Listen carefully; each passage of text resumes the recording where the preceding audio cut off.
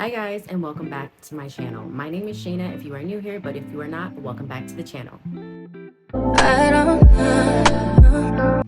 In today's video, I thought I would be doing something really fun and do the mixed girl tag and answer some interesting questions. I've been wanting to do this tag for a while, but I just had to look it up and it was kind of hard to find on the internet, but I found it last night finally, so I'm gonna go through some questions and answers with you today. So the first question is, what am I mixed with? So my mom is from Israel and my dad is Black. So that's what I'm mixed with. Number 2 is, what race or ethnicity have you often been mistaken for? So I've definitely been mistaken for Latina a lot. When I was a kid, I was definitely mistaken for being Dominican a lot or Puerto Rican. The main one that I really got, that or just being straight up like white basically is what I would get a lot at my high school for the most part. Number 3 is, was coming up from different backgrounds challenging?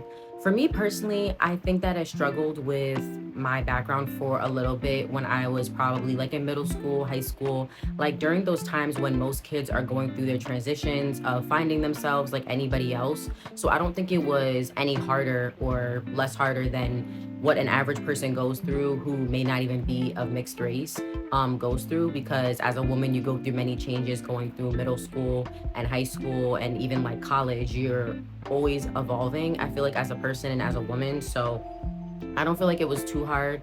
I made friends very easily growing up and I found my people like pretty quick for the most part. So I don't feel like I ever really struggled with that for the most part. Number 4 is, which side do I embrace most? So I would say that I don't embrace either or like side more than the other. I feel like it just like took a matter of time for me to embrace both sides completely, because at first it was always like embracing my Black side for the most part because my friends were Black. I have very thick texture like Black girl hair basically. So for me, I always felt like I related to a Black woman much more than my Israeli side. But as I got older, I feel like I inherited my Black side more and I embraced that side more because I would celebrate like the different holidays that like Hanukkah and stuff like that, along with regular American holidays like Christmas and stuff. So I felt like it just took time like anything. But now I would say that I'm 25, both sides have really come together. Like I basically embrace both sides. I don't have an issue embracing one or the other, because at one point in my life, especially like in high school, I had a hard time embracing my mom's side, because I would like celebrate the holidays and stuff like that, but I didn't always want to attend family gatherings and stuff like that. So I think it just took being like older and getting more mature and more comfortable with myself to feel more comfortable in my skin and embrace both sides of my family. Number 5 is, have I ever been teased for being mixed? I don't think I've ever been teased for being mixed specifically, but I think like when I was like a little kid, like maybe in middle school, and maybe when I was like a freshman in high school, because it's so long ago, I can't really remember too much details. It's kind of blurry, but I think that, yeah, there was certain times where it's like, oh, you're so pale and you're like albino, like little stuff like that. But like, it never truly bothered me to the point where I would like cry or like I would be just more like off put because it wasn't something that I was used to hearing. But after a while, it stopped after freshman year, and I kind of like, grew more into my skin and I started growing my thicker skin. I really didn't care what people had to say about me or my appearance. Like, those jokes got very old very quick. So it just kind of showed that those people were super insecure with themselves and had their own issues within themselves. So for me, after a while, it didn't bother me anymore. Number 6 is, have I ever been ashamed for being mixed? I don't think I've ever been ashamed to be mixed race. I had a few friends who were of mixed race as well.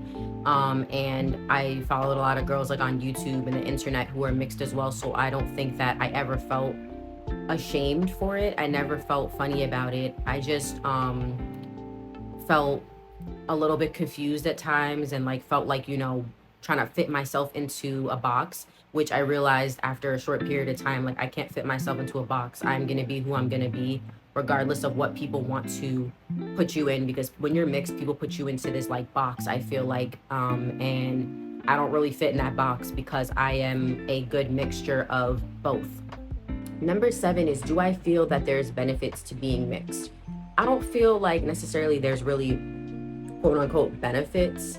I think that if you're pretty and you're a pretty woman, or you're a pretty guy and you're mixed, that yeah, sometimes people will pick you for, let's say, a modeling gig or music videos or stuff like that, and you see it in society that like the lighter race a lot of times gets picked, unfortunately, over the people who are of darker skin complexions, and I don't agree with that at all. I feel like that's so prejudiced because there's so many beautiful chocolate women, so many beautiful men who have darker complexions, and there's nothing wrong with that. So I feel like society has just made us feel like, in my generation, that like if you're lighter it's better, but that's not the case at all. Like that has nothing to do with it. So I feel like there's not really, for me personally, I don't feel like there has been any really like benefits that I've really experienced because I was mixed. Number 8 is what makes being mixed a beautiful thing. So I think that being mixed, and what makes it so nice, is that I have, I guess, the best of both worlds in the way of being able to celebrate multiple holidays because my mom is Jewish, but she also is Christian. So that, with her being Christian basically and not being like a full bred Jew, basically, we're able to celebrate Christmas and Hanukkah. So we celebrate both of those holidays with both sides.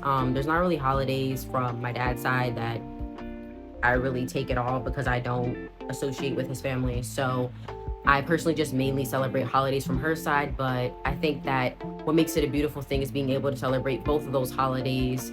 Of course, as a kid, it was nice because you got double the presents and stuff like that. But as I've gotten older, I think it's just nice to have those holidays because now that both of my grandparents from my mom's side have passed, I think that it makes you appreciate the Israeli side a lot more because I haven't really been able to like visit Israel and stuff like that yet. I plan on doing it eventually in the next couple of years, but because of how much it costs to visit there and stuff like that, I just haven't been able to financially be able to get there yet. And I do have like grandparents buried there and stuff like that. And I feel like, yeah, I would really like to connect with that side of my culture. So I feel like that's a beautiful thing in itself. And also just being able to like have thick hair and be able to go to different salons that other people just go to regular salons. I get to go to a salon where there's a lot of culture, and I get to get my hair braided. I can do weaves, I can do wigs, I can straighten my hair. Like my hair is so many different types of curl patterns and kinkiness, but it can be straightened, and literally I look like a completely different person, and I like my hair for that reason. I think that I always have like a love-hate relationship with it, but at the end of the day, I've been able to embrace my hair more. It's just a lot of work when it is curly, and with it being the summertime, it can be more high maintenance than when it is straight. But over the years, I've learned to embrace my curls and not just always straighten my hair, because there was definitely a period of time where I like hated my hair being curly and how thick it was, and I wanted my hair to be thin and straight and easy to manage, but that wasn't, realistic. So I think it's just more of embracing your beautiful parts of being mixed, is getting older, maturing, and basically coming into yourself. Because once I did that and I like loved the skin that I was in being mixed, I really like appreciated those little things of like having thicker hair versus having like thin hair. I appreciate having my thick hair, even if there's times where I really get frustrated with it, when I have to detangle it and stuff like that. It's things like that that make it a beautiful thing to be mixed. Number 9, and our final question, is any advice to someone struggling with their multiracial identity? So this is a very big question. It can be complex, but to break it down and make it easy for anybody that might be watching this and may feel like being mixed is really hard, or they feel like they don't fit in with their friends, or they're trying to find themselves.